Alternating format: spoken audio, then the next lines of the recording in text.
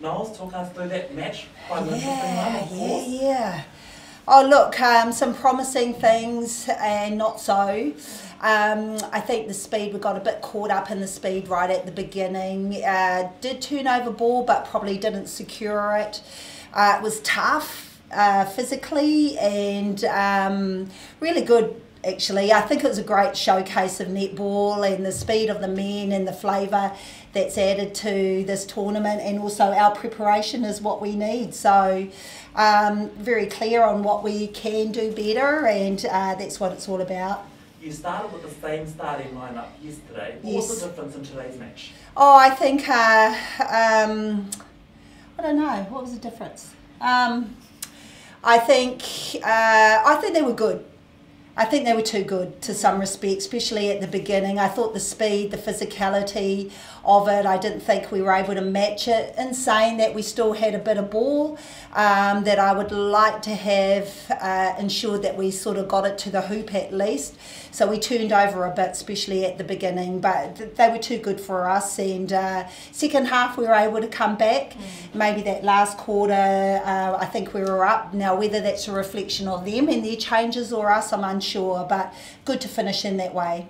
The second quarter obviously was a bit of a doozy for you this series. Yes. You made some changes going into the second half with Gina and Shannon. What was the reason behind that? Yeah, just to get a bit more speed or get a lot of movement happening. Also, I think sometimes a change is good and sometimes it's not, but I thought that worked really well. So we got a bit of movement. I think it's also sometimes in reflection on what needs to happen in the circle and just changing the chemistry at certain times. So.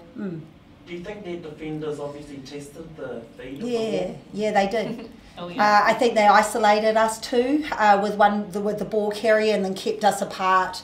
It's really good stuff for us. I've seen it done before on us, so it's something that we got to be mindful of and aware of that and have something to combat. So I thought they did very well. Gina, how were energy levels out there? This is your fourth day in a row. How did everybody feel? Oh, I think, we were definitely ready for today. We've had camps previously where we've done 5 days or 3 days, so it's not completely new to us, and I guess, that's part of the job, that we should be able to turn up 4 days in a row. So yeah, I think bodies are, obviously feeling a little bit, but we still need to be ready to go, yeah. Can I probably interject in there as well? I think we're still loading. Yeah. So I know what this means, and obviously they are fatigued, so I'm not beating them up at all, because a lot of the stuff that we're doing, we're still loading. We have to be able to load over here, not knowing what's going to happen. So in UK, so as we go over, then we start to release the pressure. They won't be doing as much as they currently are. So to be honest, they're probably double time in their fatigue, being a bit meanie, but I understand that, so that's how it's set up. All for a reason. Yeah. No.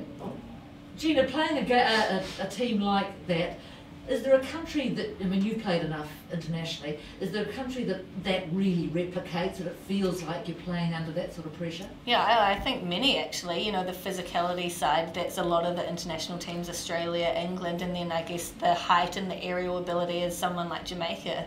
So that replicates a lot of the teams and the styles that we're going to come up against at Com Games, which is awesome. Nolene, what do you like about where you're at 2 weeks out from the Com Games, and what don't you like? Yeah, I'm clearer. I think in combinations, in individuals as to what they can do, and then conversely where the areas that we still need to work on. I like that. I like that knowing of it. I think we've got another stage now. So Cadbury Series was something like stage 8 of stage 9. So we go into Colchester. That's another stage for us to really pull apart the areas that didn't work well during these series, the areas that we were exposed, and then see what we can do to mend that. So still a bit to go, probably another 5 days before we hit Birmingham. What number's the final stage? That's 9B. How would you sort of compare where you're feeling now to, I guess, the same stage 3 years ago, coming off the back of this series? Yeah, look, that's a really good question, because I have been looking at the stats. and getting a bit of comparison around the numbers, but also where we are. I actually feel, and I know it might feel crazy to people, I actually feel we're ahead of ourselves in comparison to where we were in 2019. It's just probably how much more we have to grow within, the next couple of weeks.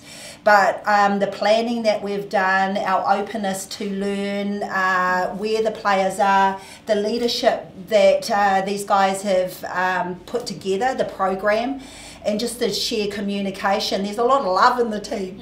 And they're there to serve each other. So I just feel, there's little bits of pieces that we have to be better on, that we need to move into that space. But our numbers indicate that we are actually better.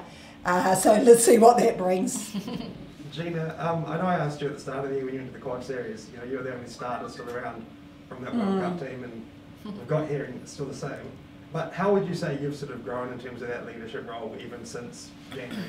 Oh, yeah, that's a good question. I think, I'm hoping that there's been some growth. I guess it's really diving into the program that we try to get moving in the team. There's so many good leaders in our group, which is a really awesome start. It's not just me, or not just me and Salu, it's everyone in a whole wider group. I think we've done a lot of work trying to better ourselves individually and as a group. So I'm hoping that there has been some growth there, but hopefully just getting some confidence as well, and not second guessing, especially by the time we get to the games. And where do you feel the team is at? If Noel says it feels that you're ahead, how do you compare going into this, going into the World Cup? Yeah, I think just the sheer improvement that we've had in the last couple of weeks is definitely a confidence builder, and obviously we have full faith in what Knowles is giving to us, so I think if she's feeling confident, that makes us feel confident as well. And I think we're getting ready to go. It's coming so soon, and I think it's really exciting. The excitement is building for sure, and the group that we have, there's no I don't know what the word is. It's just everything seems to be, not easy, but no problems as such, which is really awesome. I think the group is bonding really well. What happens between now and Thursday then? Well, we've got a team meeting after this tonight, so I think we'll find out what training is for the next couple of days. But packing our bags and just making sure we're staying away from, as many people as we can, isolate at home a wee bit, to make sure we can get on the plane. That's the most important thing for the next few days. There's a lot of big players are part of this campaign, obviously, and you've touched on that a few weeks ago. But leading up to Birmingham, how do you think your defenders have gone so far in this series? I think it's maybe a bit of a mixed bag, but this is where the interesting thing is. Our numbers are still the same, if not better. That's why it's so crazy. Even our feeds are actually better, but then I can see the areas that we need to improve on, or individuals at certain time go walkabouts. So when I look at the data and things like that, we're actually exceeding where we were at this time leading into the Worlds. But I can also see how much more improvement we have to make to be able to contest. I think what we have to probably predict is that the opposition has improved too. Every little thing I've said it in the selections, we just got to squeeze everything we have out of us, and the little turnover ball that we do get, we must be disciplined to take it through. So that's probably an area that we didn't shine today. We got ball and we weren't able to convert it or do what we needed to. So that's probably the most disappointing thing out of today's match. Yeah, there was some, obviously there were some elements of that transition ball was not really seen, I guess, in this match from the defence through to the attackers. How do you think your approach going into Birmingham after what you've learned from this series against some of the oppositions like Australia and England? Yeah, look, we know they're going to be good. That's just how it's going to be. We have our plan. We have 5 days in Colchester, so we're playing against London Pulse while we're over there. Obviously recovering from the flight, but we go back into double trainings as well, so there's a lot that we can iron out. And then once we hit Birmingham, then there'll be teams and that we play over there. So there's still, as I say, there's still a bit of work to be done in that stage. And then once we hit the prelims, just treating every game, trying to be better than previous.